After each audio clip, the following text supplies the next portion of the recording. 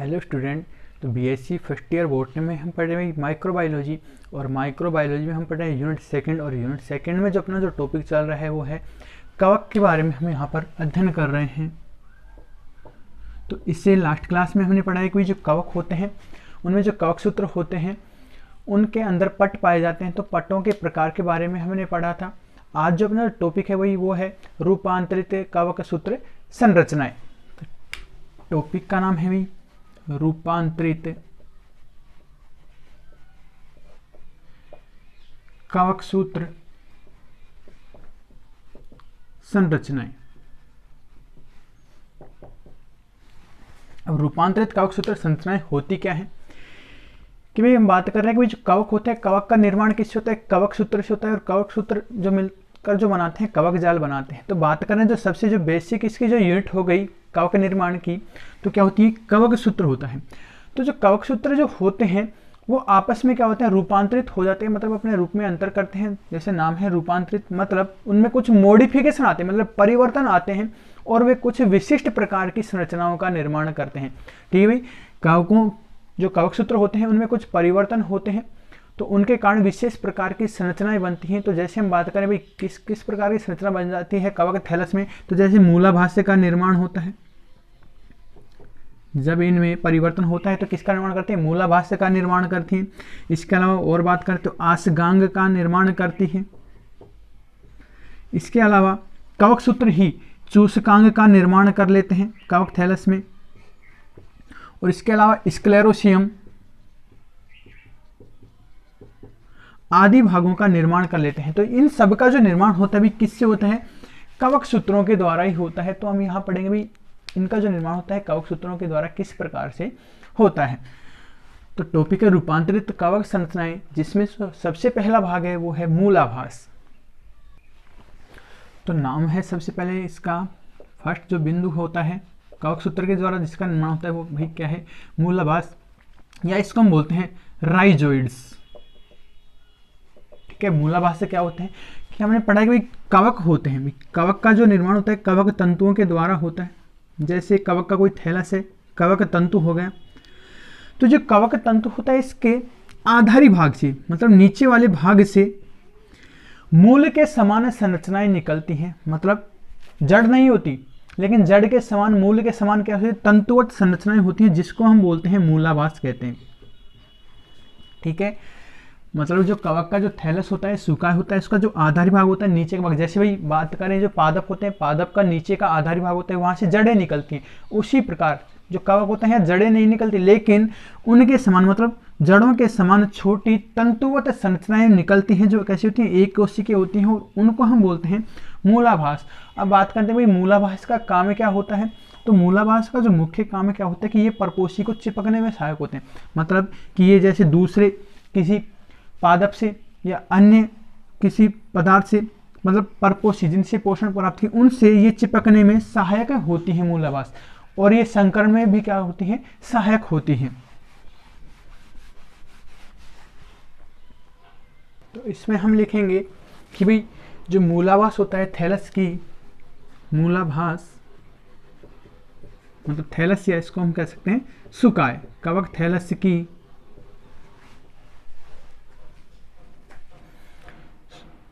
सूक्ष्म मतलब छोटी, मूल जैसी मतलब जड़ के समान, मूल समान तंतुवत संरचनाएं होती हैं। तंतुवत मतलब तंतु के समान तंतुवत संरचनाएं होती हैं,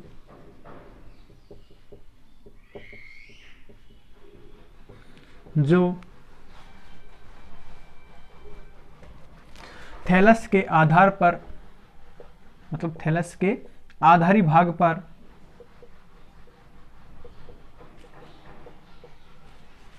निर्मित होती हैं।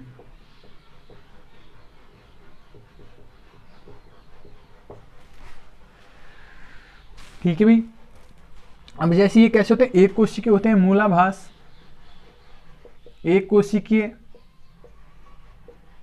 होते हैं, और ये एक कोशिकीय कवक में भी पाया जाता है। तो एक कोशिकीय कवक जैसे काइट्रिड,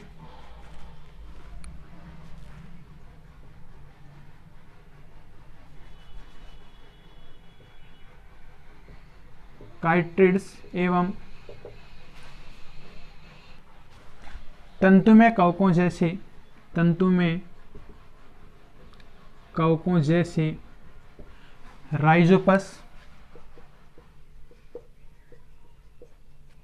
राइजोपस के थैलस में निर्मित होते हैं। इनका काम क्या होता है कि भाई ये परपोषी से चिपकने में सहायक होती हैं। तो ये परपोषी से चिपकने में सहायक होती हैं, ठीक है। और ये क्या करते हैं भाई, संकरण में भी सहायक होती हैं। ये संक्रमण में भी सहायक होती हैं। ये तो हो गया मूल आवास। तो सेकंड जो भाग होता है वो था भाई आसगांग। सेकंड भाग है भाई आसगांग। आसगांग क्या होता है, इसका निर्माण भी किसके द्वारा होता है, कवक सूत्रों के द्वारा ही होता है। तो जैसे कवक सूत्र की बात करिए, क्या हो गया, कवक सूत्र हो गया या कवक तंतु हो गया। इसके ऊपर एक विशेष प्रकार की संरचना का पुटिका के समान संरचना का निर्माण होता है, जिसको हम बोलते हैं आसगांग, ठीक है। अब इसका निर्माण कब होता है कि भाई जब कवक होती है, जब संक्रमण करती है, तो जब संक्रमण करेगी तो इसको अटैचमेंट के लिए, मतलब दूसरे परपोषी पर चिपकने के लिए एक विशेष प्रकार की संरचना का निर्माण करते हैं, जिसको हम बोलते हैं आसगांग। और ये कैसी होती है, गोलाकार वेसिकल्स पुटी के समान संरचना होती है, क्या कहलाती है, आसगांग कहलाती है। इसकी बात करें तो एरिसाइफी और पक्सिनिया जो कवक होती है उनमें पाई जाती है। तो संक्रमण के समय कवकों में संलग्न अंग का निर्माण होता है। कि मतलब जब कवक पोषण के लिए दूसरे पर संक्रमण करती हैं तो उनको भी अटैचमेंट, मतलब जुड़ने के लिए एक विशेष प्रकार अंग का निर्माण करती है, जिसको बोला जाता है संलग्न अंग, मतलब अटैचमेंट, मतलब जुड़ने के लिए जो अंग का निर्माण करती है वो क्या कहलाता है, आसगांग। और एक ऐसी होती है गोलाकार संरचना होती है जो कवकों को, मतलब आसगांग होता है जो कवकों को परपोषी से चिपकने में सहायता करता है,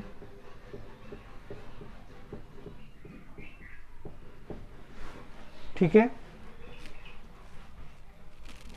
यह एक सूक्ष्म गोल पुटिका के समान संरचना होती है, गोल पुटिका के समान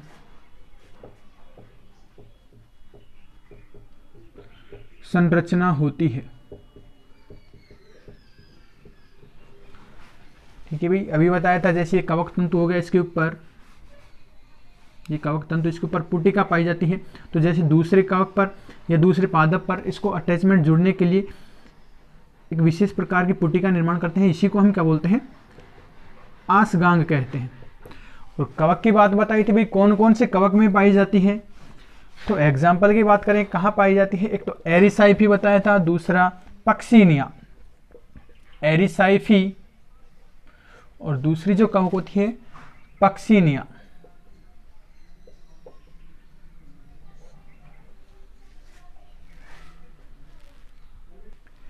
ठीक है।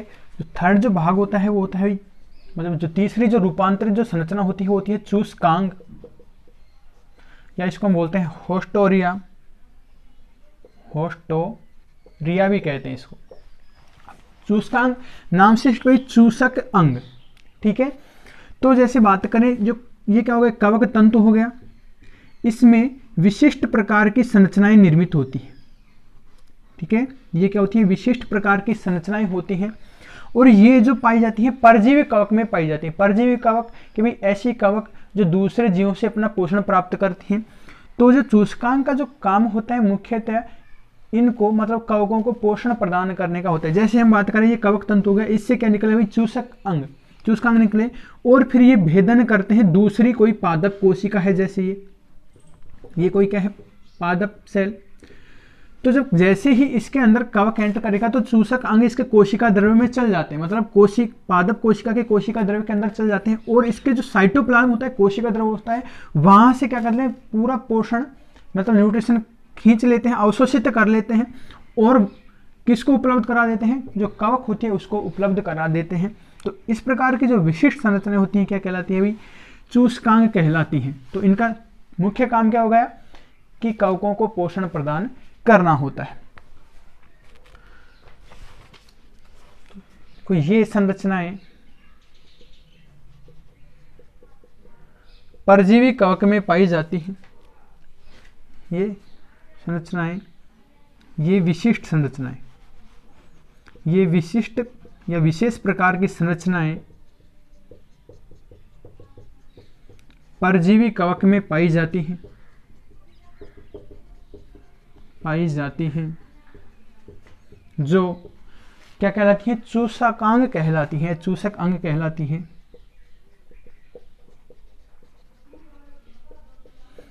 और इसमें नाम में ही दे रखा है भी, चूसक मतलब अवशोषण करना, अवशोषण करने वाले अंग होते हैं, विशिष्ट प्रकार की संरचनाएं होती हैं। तो चूसक अंग क्या करते हैं, परपोषी कोशिका, मतलब जैसे हम बात बता रहे थे कि जैसे कोई पादप कोशिका से, तो ये परपोषी की कोशिका भित्ति को भेद कर, परपोषी की कोशिका भित्ति को भेद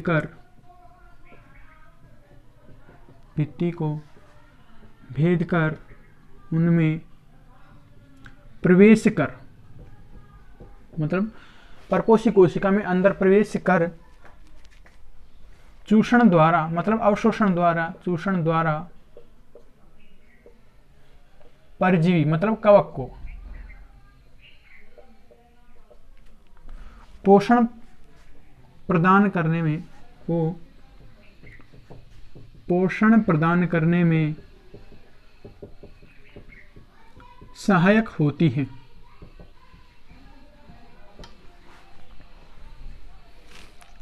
ठीक है, इनके द्वारा एंजाइमों का स्राव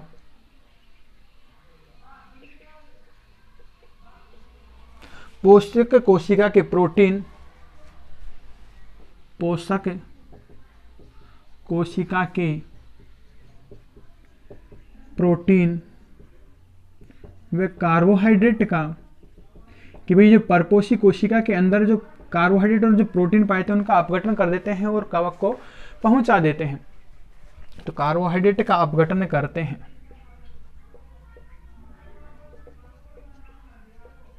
अब जैसे एग्जाम्पल की बात करें तो ये पाया जाता है स्क्लेरोस्पोरा व एरिसाइफी में पाया जाता है। स्क्लेरोस्पोरा कवक में पाया जाता है चूसकांग, और इसके अलावा जो एरिसाइफी जो कवक होती हैं उसमें चूसकांग पाए जाते हैं। ठीक है भाई। जो नेक्स्ट जो फोर्थ जो स्ट्रक्चर होती है स्क्लेरोसियम।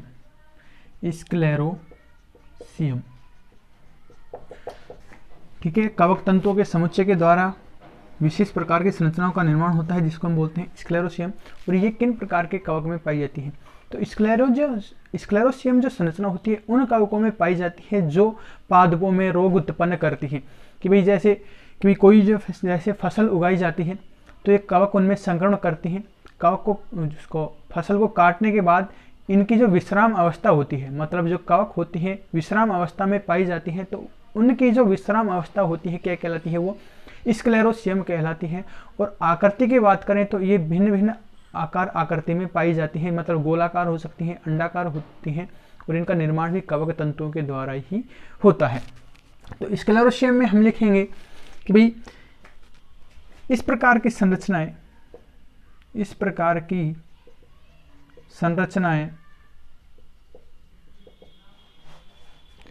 पादप रोगजनक कवकों की विश्रांति अवस्था होती है। तो इसमें भाई एक बात तो स्पष्ट हो गई, स्क्लेरोसियम का जो निर्माण होता है कवकों में होता है। कौन सी कवकों में? जो पादपों में रोग उत्पन्न करते हैं उन कवकों में होता है। पादप में संक्रमण कर देते हैं, उसके बाद जैसे ही फसल कटती है तो इनके लिए विश्राम अवस्था आ जाती है, मतलब विशिष्ट परपोषी होती है। तो ये क्या होती हैं कि मिट्टी में ही विश्रांत अवस्था में, मतलब एक प्रकार से हम डोरमेंट अवस्था में पड़ी रहती हैं, तो उनकी वो अवस्था क्या कहलाती है? स्क्लेरोसियम कहलाती है, मतलब विश्रांति अवस्था होती है। ठीक है, इनके आमाप मतलब आकार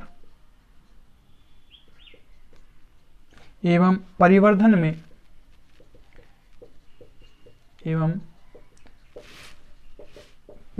में भिन्नता पाई जाती है, भिन्नता पाई जाती है।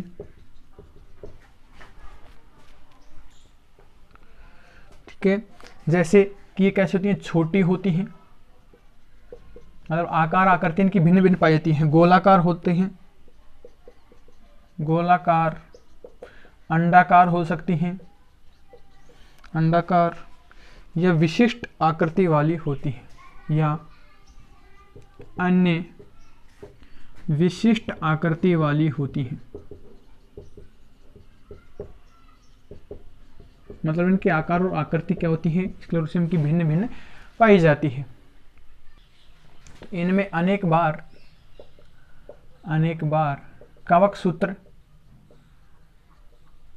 कवक सूत्र संगठित होकर विशेष रचनाएं बनाता है। कवक सूत्र संगठित होकर विशेष संरचनाएं बनाता है।